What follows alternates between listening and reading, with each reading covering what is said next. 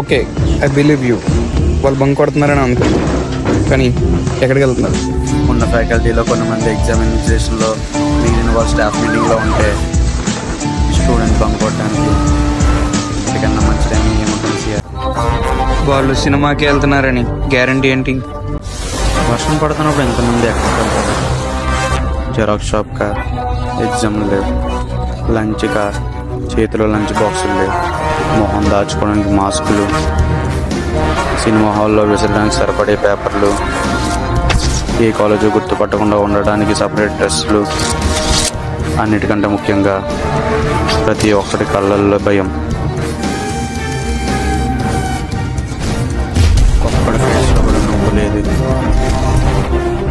గొప్ప పని చేసినప్పుడు లేదా పెద్ద తప్పు చేసినప్పుడు మాత్రం మనిషి అలా ఉంటాడు. సరే, ఇదంతా ఎందుకు నమ్మాలి? బ్యాక్ బెంచెస్ని ఎవరు నంబర్ సిఆర్, అందరికీ టాపర్లే కావాలి.